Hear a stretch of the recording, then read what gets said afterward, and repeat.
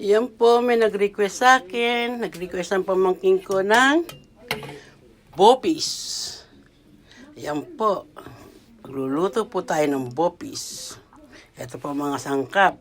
Baga ng baboy. Nilalagyan ko siya ng konting laman ng loob. Kamatis. Bawang. Sibuyas. Lagyan po natin siya ng labanos, pampatanggal umay. Umay, uyam, kahit ano na lang. Lagyan natin ng konting carrots, at suwete, at sili. Magigisa po tayo ng bopis.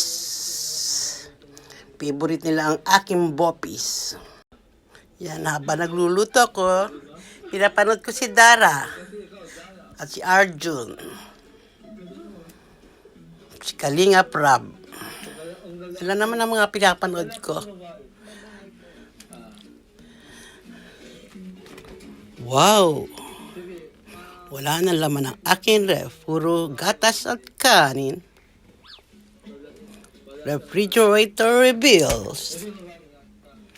Yan na po. Medyo magulo lang po ngayon ang aking kusina. Kasi nag-work tayo ngayon. Medyo tinamad. Diba po? Dami kong maglagay po ng bawang at sibuyas. Magigisa na po tayo. Good evening po sa inyo lahat. Dito again ako. Pakikita ko po sa inyo kung paano ako magluto ng bopis. Ang bopis ko po ay napakasarap. Lagi pong request. Gagawin na po natin ang ating bopis. Ito po ang aking kawali. Hanggat maaari, pag magluluto tayo, takpan natin ang ating ulo para walang buhok na lumilipad. Para iwas laglag buhok. Unahin po natin yung bawang. Bawang pa lang, ang bawa na. Yan po. Manigisa ko na po yung bawang. Medyo malakas ang apoy ko. Natulog agad ang bawang ko. Sunod po natin ang sibuyas.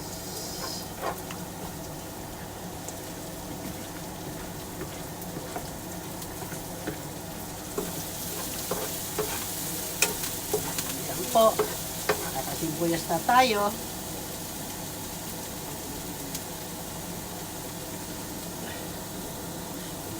Ito naman susunod natin ang kamatis.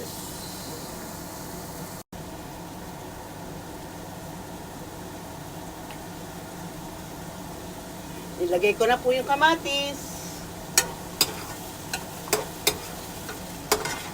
Bango.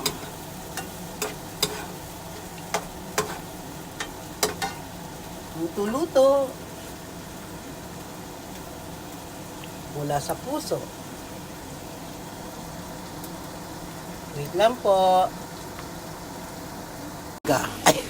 Baga ng ewan ko anong baga to. Habang ginigisa po natin yan, mas masaganda ko, maglalagay po tayo ng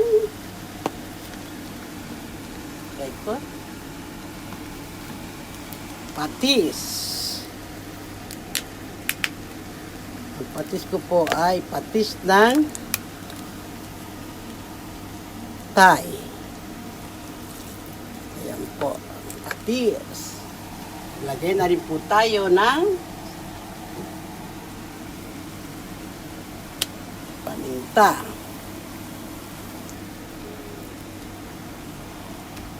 Gumagamit po ako ng Knorr cubes. Pork Knorr cubes. Ayan. Halo-halo.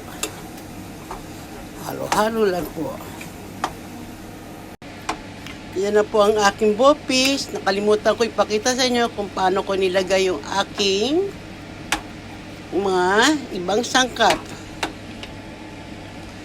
Padali na lang naman po lutuin ang bopis.